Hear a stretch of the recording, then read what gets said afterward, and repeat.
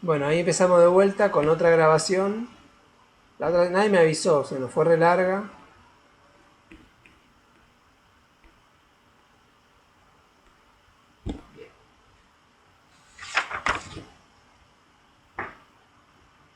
Bueno, después distingue enunciado analítico, enunciados sintéticos.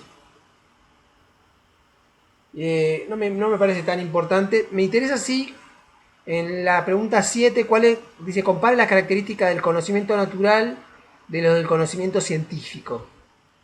¿Alguien la tiene esa a mano? Anaí.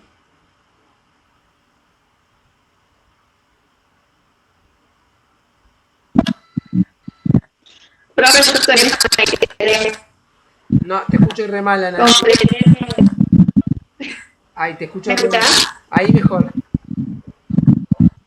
Bueno, no, que yo completé primero en Klimovsky y después en el de Genera me quedé en la física. Ah, bien, o sea que no lo tenés completo el de Yanela. No, Bien, no hay problema. Bueno, ¿quién tiene No, la ese lo pregunta? hice, profe. ¿La tenés vos? Sí. A ver, dale. Conocimiento natural es el que se adquiere en forma espontánea e informal, es impredecible para la supervivencia humana en el medio natural y social y se construye sobre expresión y de transmisión. La compleja trama de conocimientos espontáneos constituye la base de otro tipo de conocimiento que está moldeado por nuestras disposiciones biológicas y por el orden social y cultural. Algunos sostienen que el conocimiento científico y el natural existe una completud, mientras que otros marcan radicales diferencias.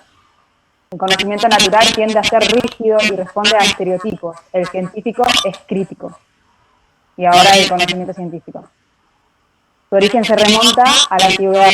Es racional en sentido que debe ser coherente y fundado en razones, es decir, sostenido argumentativamente. Se caracteriza por la búsqueda de la verdad, es un saber crítico como opuesto al dogmático y este rasgo le permite ser autocorrectiva. Se caracteriza por la sistematicidad y ser preciso.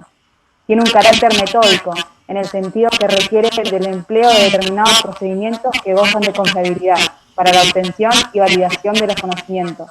En general, porque busca formular leyes generales que expresan regularidades. Acepta la existencia de supuestos. Bien, ¿algo No, más? hasta ahí nomás. No. Bueno. A ver, dijiste que no era dogmático, que venía de la antigüedad griega. Ah, me parece importante destacar la confluencia entre pensamiento teórico y observación-experimentación, que es lo que yo había dicho, digamos, en la antigüedad griega la observación estaba muy limitada a una observación pasiva, no como experimentación. Ustedes siempre tengan en cuenta que cuando se habla de observación científica, estamos hablando del proceso de investigación, lo cual implica una observación activa, no una contemplación pasiva, que es la que por ahí entendían los griegos. ¿Tá? Igual yo esto lo explico un poco en los videos que dejé, así que... metódico dijimos que es racional, es autocorrectivo, es sistemático, y por lo tanto intenta ser preciso y por lo que lleva hacia una formalización, y acepta supuestos en el sentido de que no es, cuando ahí dice acepta supuestos, lo que está tratando de distinguir es, por ejemplo, la ciencia de la filosofía. La filosofía comparte, salvo que no es experimental, pero es racional, es sistemática, es teórica, etcétera. Sin embargo, la filosofía muchas veces opera sin supuestos, por lo cual no tiene la misma característica que el conocimiento científico. Esperen un minuto.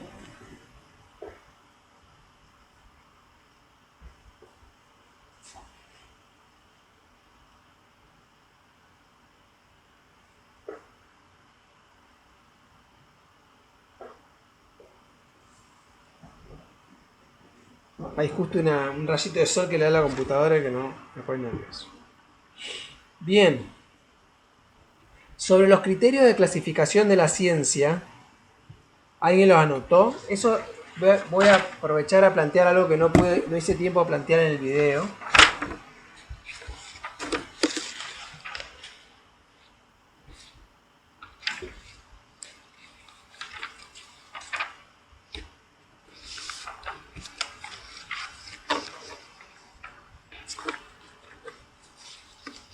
No sé si alguien tiene los criterios de clasificación de la ciencia o no. O no notó nadie.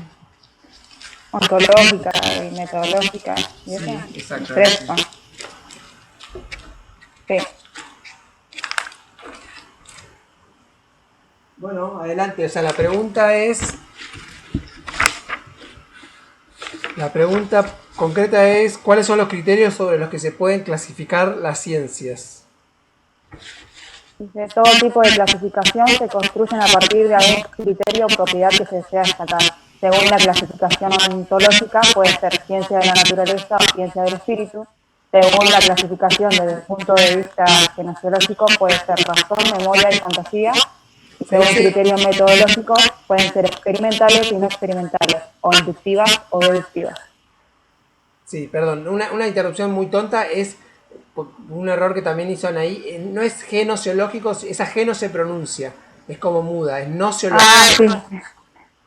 Tenía esa duda igual también. Una pavada, es nociológico. Perdón, repetí todo el principio, así queda claro. Sí. Todo tipo de clasificación se construyen a partir de algún criterio o propiedad que se desea destacar. Según la clasificación ontológica puede ser ciencia de la naturaleza o ciencia del espíritu. Según la clasificación desde el punto de vista nociológico puede ser de la razón, memoria y fantasía. Según los criterios metodológicos pueden ser experimentales y no experimentales, o inductivas o deductivas. Bien, ahí hay un problema, digamos. O sea, fíjense que cada uno de esos criterios de demarcación acerca de lo que... Porque primero sirven para clarificar lo que es ciencia de aquello que no es ciencia. Si yo solamente tomo, digamos, un criterio ontológico, parecería que hubiera entidades. ¿Qué quiere decir ontología? Quiere decir, la ontología supuestamente es el campo de la filosofía que se dedica a estudiar el ser. Cuando la filosofía habla del ser, ¿de qué ser habla? De las cosas, o sea, se refiere a las entidades, concretamente. ¿A qué tipo de entidades? El problema que ahí ese criterio tiene es que podríamos pensar una ciencia que opine que hay entidades que no deberían ser estudiadas.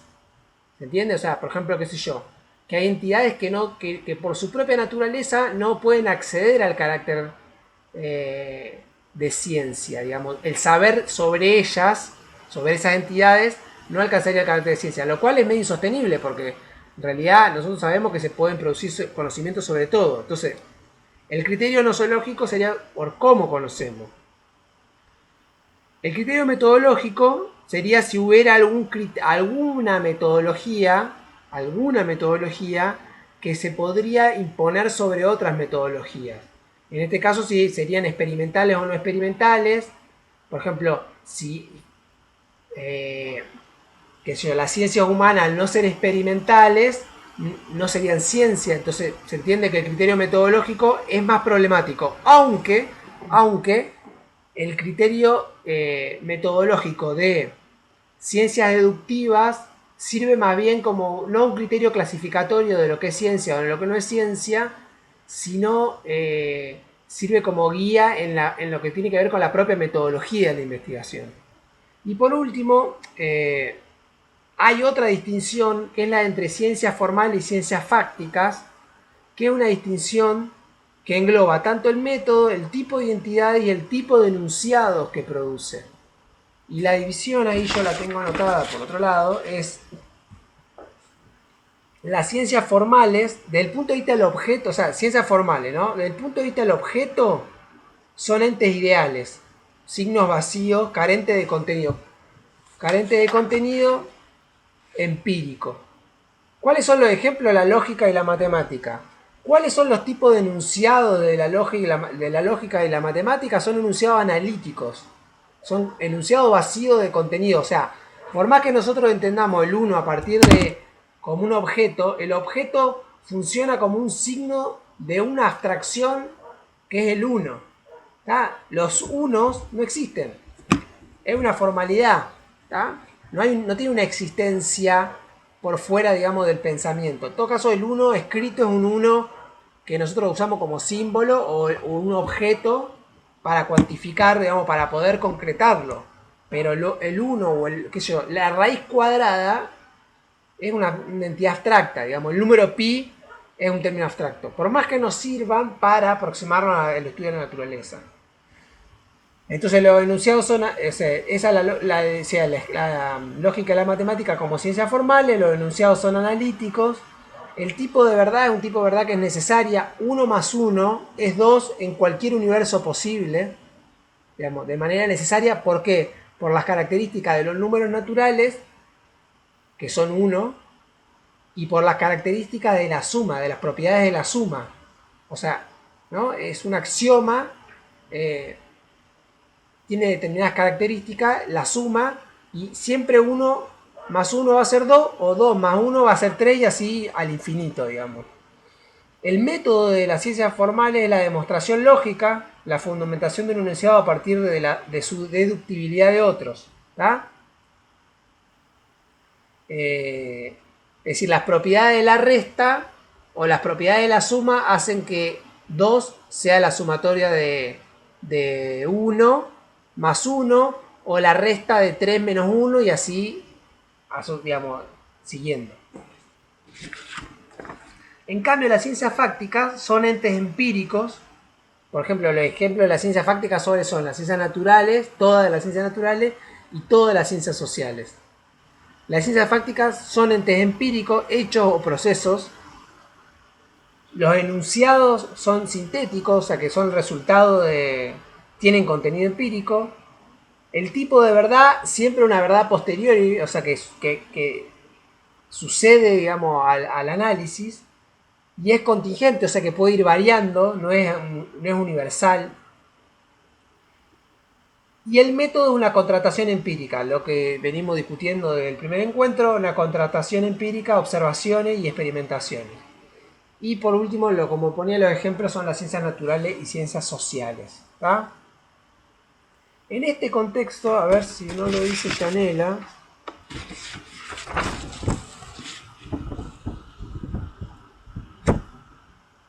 Bien. ¿Qué dice Yanela? Dice la ciencia me escuchan bien ahí, ¿no? Sí. Dice las características de la ciencia formal y las ciencias fácticas. Las ciencias formales no son empíricas, están compuestas por enunciados analíticos. Bueno, y las ciencias fácticas recortan parte de la realidad, aunque ese recorte no sea fijo, sino que se varía históricamente, alrededor de problemas.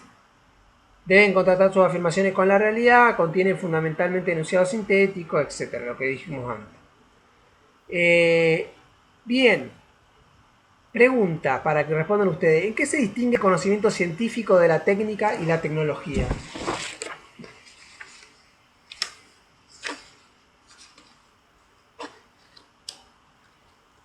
Si alguien lo tiene.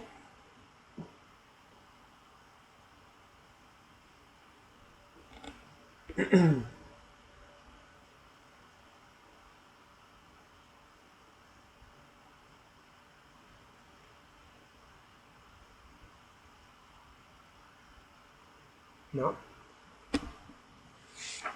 ¿En qué se distingue el conocimiento científico? Yo, profe. Sí, Celeste.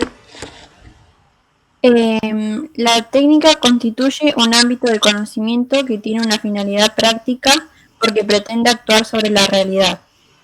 La tecnología es un tipo especial de técnica, aquella que adopta la metodología científica y que presupone conocimientos científicos. El discurso técnico y tecnológico es en parte informativo y en parte prescriptivo, ya que produce reglas para generar cursos de acción. Las acciones que se prescriben pueden tener tres finalidades, muy conectadas entre sí. Por un lado, se trata de evitar o prevenir determinados hechos. También se busca modificarlos y controlarlos. Y por último, se trata de crear determinados productos o artefactos. La relación entre ciencia y técnica es estrecha y variada. La tecnología hace permanentes aportes a la ciencia, por un lado, a través del planteo de nuevos problemas, y por otro, aportando nuevas herramientas de exploración científica.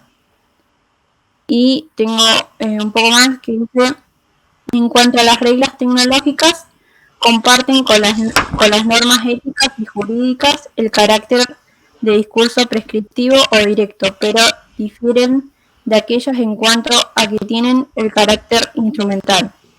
Su forma es la siguiente: para lograr el fin A deberá efectuarse el procedimiento B. Son condiciones que conectan medios con fines cuyo valor es la eficacia y no la verdad. Bien.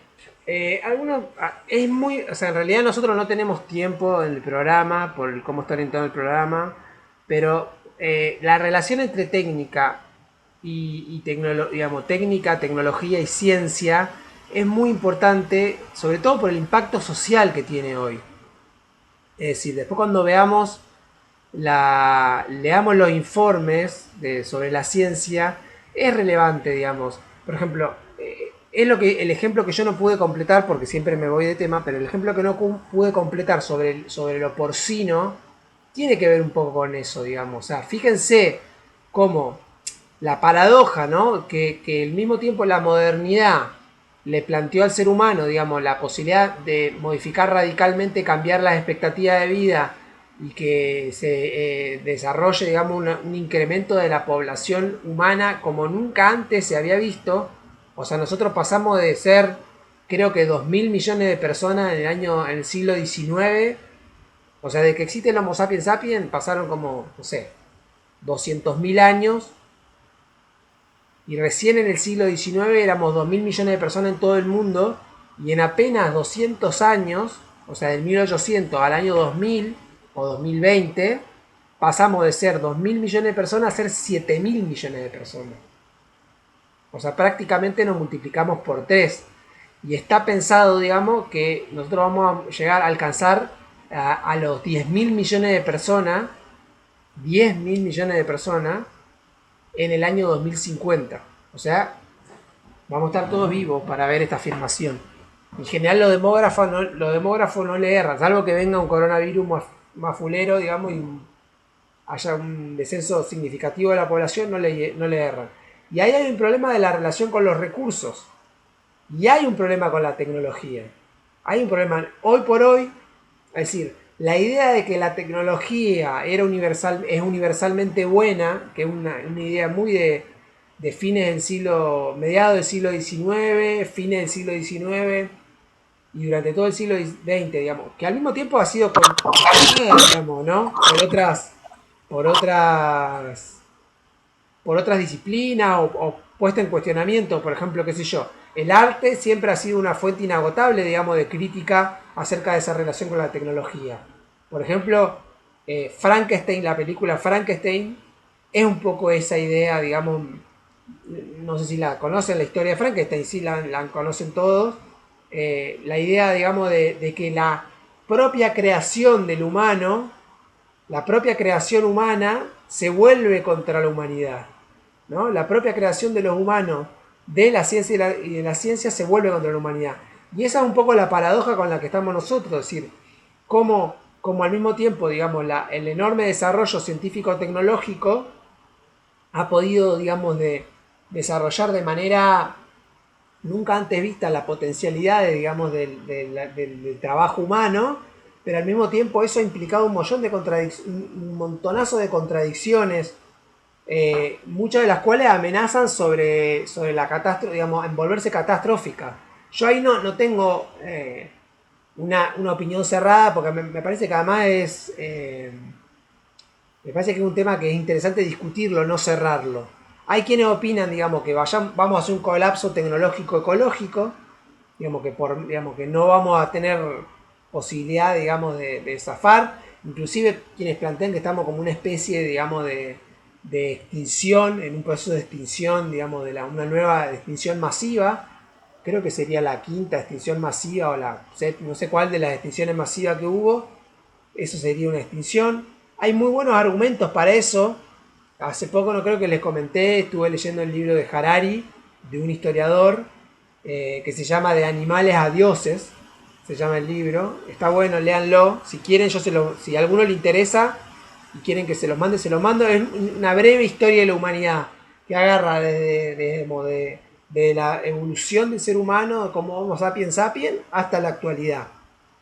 Y es interesante porque, por ejemplo, plantea cuestiones como la relación con los recursos, O por ejemplo plantea la extinción, como por ejemplo la llegada del ser humano a América o la expansión del ser humano por Europa o por Australia, o sea en Oceanía, Europa Occidental y América implicó directamente la desaparición de otras especies.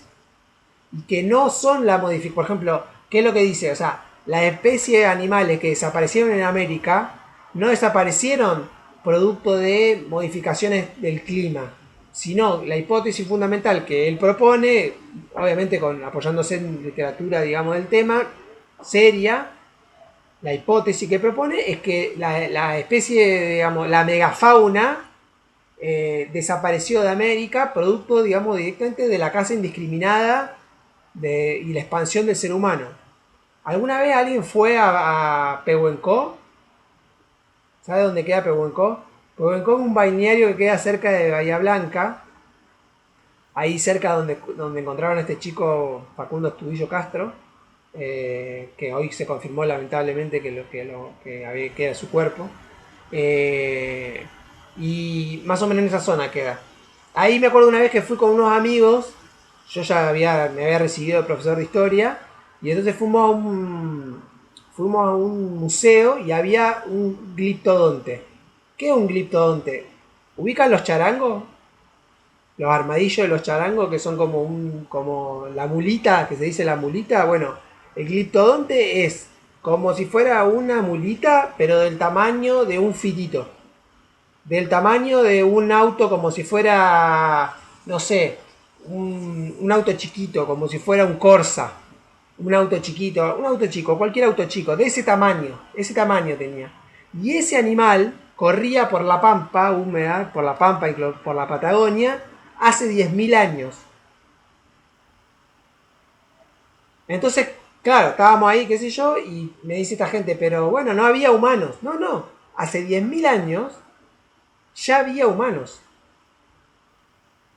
Y había caza de humanos. Humanos con las mismas características físicas que nosotros, exactamente iguales. No Neandertal, no, humanos. 10.000 años, humanos. En América, poblando América y cazando esos animalitos. O sea que hay una relación entre el crecimiento de la población humana y la extensión de esa fauna. Bueno, estamos en un momento donde hay que discutir como sociedad esta relación entre tecnología, vida silvestre, naturaleza, crecimiento de la población, los recursos. Es muy interesante, yo creo que es una buena oportunidad y la generación de ustedes creo que está en mejores condiciones que mi generación para encarar esta discusión, porque está más en cuestionamiento, pero fíjense que este punto, digamos, de la relación con la técnica, o sea, la idea de que la tecnología no es cualquier técnica, porque por ejemplo, una técnica es la cerámica, es una técnica. Ahora, la cerámica industrial es tecnología. Es decir, la aplicación de un criterio científico para el desarrollo de una tecnología, para el desarrollo de una técnica, perdón, constituye una tecnología. Y esa característica hace que la tecnología moderna tenga una expansión terrible. Entonces, ahí hay un problema, digamos, de mediano y de corto plazo en la relación entre conocimiento científico, técnica y tecnología. Y ahí hay una cosa, digamos, que yo veo, aprovecho para pasar digamos, para decir una opinión, acerca de cierta irresponsabilidad de las propias ciencias con los resultados del proceso. Pareciera ser que nosotros no tenemos nada que ver con el agotamiento de los recursos. Y ahí está el problema. Si, como yo le decía antes, muchas de las enfermedades, la mayoría de las enfermedades virales vienen de la zoonosis, de nuestra explotación de los recursos naturales y de nuestra producción de una industria de las proteínas de origen animal, hay una relación. Ahí hay dos opiniones. Uno puede ser optimista y decir, bueno, la tecnología ya va a desarrollar elementos nuevos que van a hacer que todos estos problemas desaparezcan, o sea, va a ser más fácil hacer vacuna, los chanchos siempre van a estar más limpios, las factorías van a ser más limpias, etcétera, etcétera. De hecho, yo conocí, las granjas de chanchos son extremadamente delicadas en cuanto a la cuestión, digamos, de ambiental, casi como un quirófano. Vos, para entrar a una, por ejemplo, yo tenía un pariente que tenía una fábrica de chancho y nunca pude ir a la fábrica de chancho porque había que hacer todo un procedimiento, digamos, de vestirse para poder entrar, porque casi los chanchos son estériles. Una vez que salen, se pueden contaminar y pueden contaminar a todos los chanchos. O sea, los humanos podemos contaminar a los chanchos. Entonces, es tan delicado ese equilibrio entre la salud animal y la salud humana, los recursos, la población, la tecnología, que hoy eso está mostrando enormes límites y un equilibrio muy delicado. Y eso es parte, digamos, de una formación científica para pensar los límites de la relación con la ciencia y la tecnología. Pobre, me da pena, la veo ahí a Celeste ahí viendo el mes, viendo, escuchándome, pobre, como las únicas víctimas. Por suerte hay otro que... Pero y los otros son tan malos que se fueron a tomar mate y no... Y ustedes que son las únicas que me ven. Bien.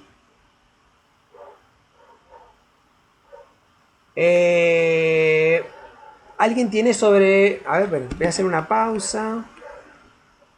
Deme un segundo.